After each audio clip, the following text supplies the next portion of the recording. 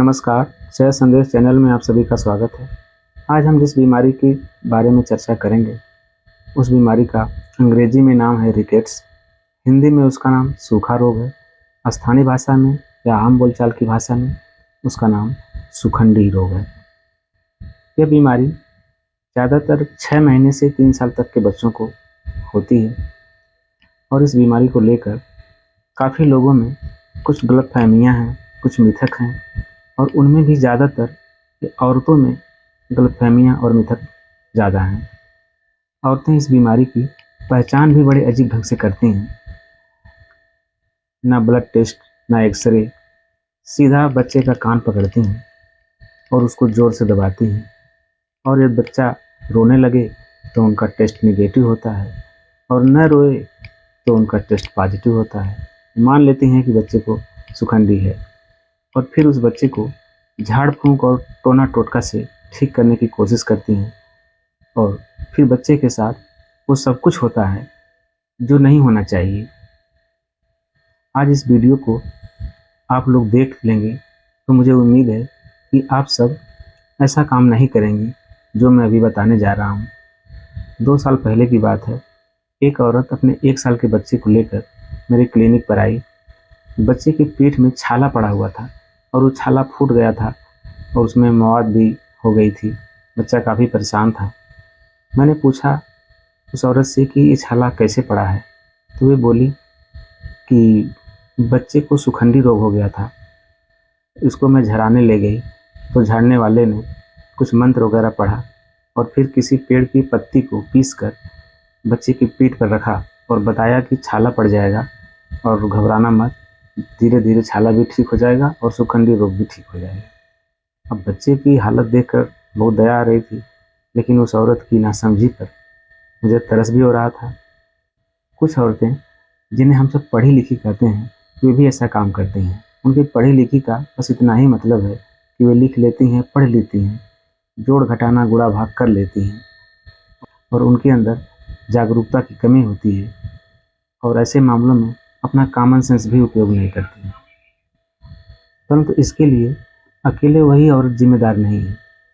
उसको मायके में भी, ससुराल में भी वैसा ही वातावरण मिला। वही मिथक को मानने वाले, अंधविश्वास को मानने वाले। अब उसको किसी ने सच्चाई बताया ही नहीं कि ये बीमारी कैसे होती है, कैसे ठीक होती है, तो इसलिए वो ऐसा करती है। अब आप लोग सूखा रोग या सुखंडी रोग होने का असली कारण जानिए, जो मेडिकल साइंस कहता है। मेडिकल साइंस के अनुसार जब आपके बच्चे के शरीर में विटामिन डी की कमी हो जाती है तो आपके बच्चे को सूखा रोग या सुखंडी रोग हो जाता है। जिसके शरीर में विटामिन डी की कमी हो जाती है उसके शरीर में कैल्शियम और फास्फोरस की भी कमी हो जाती है, क्योंकि विटामिन डी के कारण ही हमारा शरीर भोजन से कैल्शियम और फास्फोरस का अवशोषण कर पाता है। अब एक सवाल यह उठता है कि बच्चों में विटामिन डी की कमी क्यों होती है। तो इसमें पहला कारण है 6 महीने से बड़े बच्चे जिनको माँ के दूध के अलावा पौष्टिक भोजन की भी शुरुआत कर देनी चाहिए, परंतु ऐसा बहुत से लोग नहीं करते हैं। बच्चा सिर्फ माँ के दूध पर ही निर्भर रहता है, तो ऐसे बच्चों में विटामिन डी की कमी होने की बहुत ज़्यादा गुंजाइश रहती है।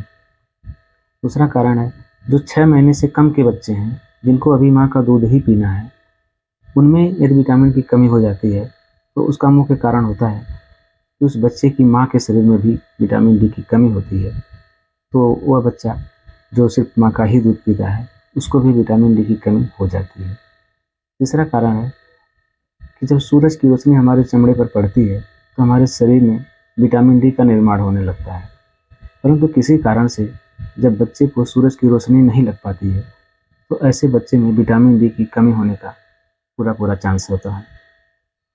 चौथा कारण है जो बच्चे समय से पहले पैदा हो जाते हैं, जैसे 7 महीने पे, 8 महीने पे कुछ बच्चे पैदा हो जाते हैं, तो ऐसे बच्चों में विटामिन डी की कमी होने की पूरी गुंजाइश रहती है। 5वां कारण है जिन गर्भवती महिलाओं के शरीर में विटामिन डी की कमी होती है तो उनसे पैदा होने वाले बच्चों को पैदा होते ही उनके शरीर में विटामिन डी की कमी होती है और सूखा रोग हो जाता है। अब आइए समझते हैं कि सूखा रोग या सुखंडी की पहचान क्या है, इसके लक्षण क्या हैं, कैसे आप जानेंगे कि हमारे बच्चे को सूखा रोग या सूखंडी हो गया है। इसमें जो पहली पहचान है वो ये है कि सूखा रोग से पीड़ित बच्चे के शरीर का विकास रुक जाता है। उसी के हम उम्र के अन्य बच्चों की तुलना में उस बच्चे की लंबाई और वजन दोनों कम होते हैं।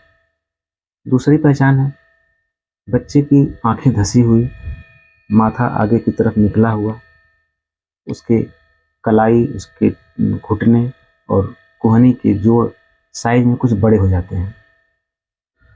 और जो तीसरी पहचान है वो ये है कि बच्चे के नितंब, उसके कंधे और उसके जांघ के मांस और चमड़े इतने ढीले हो जाते हैं कि आप उसको चुटकी से भी पकड़ सकते हैं, जबकि अन्य बच्चे जो स्वस्थ होते हैं उनके नितंब पर आप चुटकी से चमड़ी को नहीं पकड़ पाएंगे।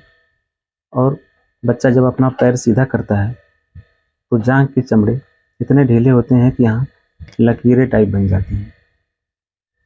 चौथी पहचान है कि सूखा रोग में विटामिन डी की कमी तो होती ही है, साथ साथ कैल्शियम और फास्फोरस की भी कमी हो जाती है, जिसके कारण बच्चे की हड्डी कमज़ोर हो जाती है और उसके पैर की हड्डियाँ बाहर की तरफ झुक जाती हैं।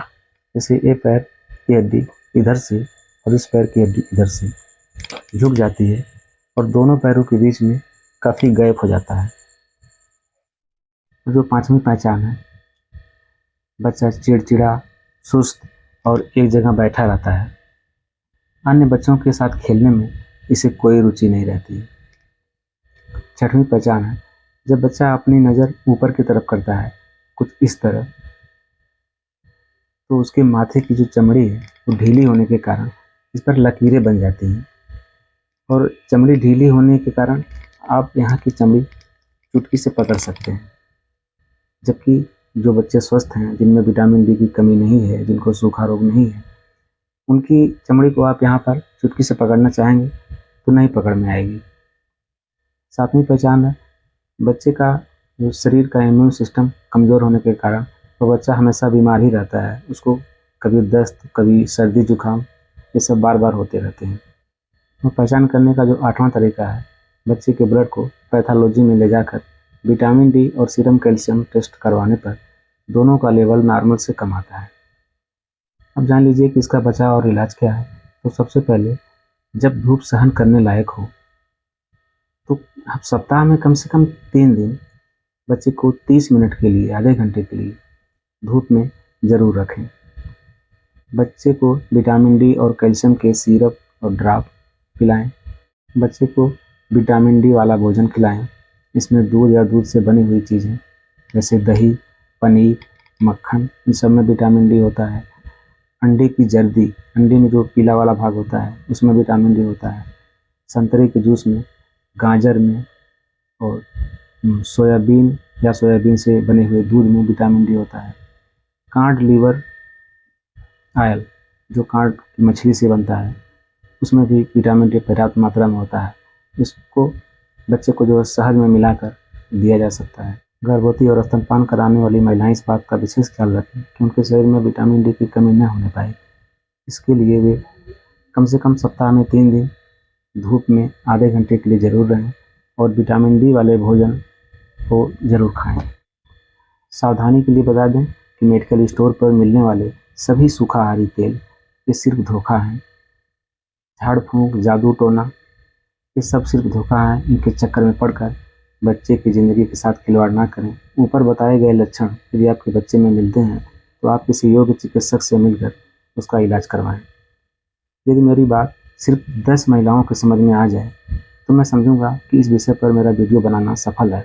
इसलिए खासकर पुरुषों से मेरा निवेदन है कि वीडियो देखने के बाद अपने किसी एक परिचित महिला के व्हाट्सएप पर इस वीडियो को ज़रूर शेयर कर दें। एक महिला समझेगी तो कई परिवार जागरूक होंगे। मेरी हर वीडियो पाने के लिए चैनल के नीचे सब्सक्राइब वाली बटन दबाकर चैनल को सब्सक्राइब करें। फिर मिलेंगे अगले वीडियो में, तब तक के लिए नमस्कार, बाय बाय।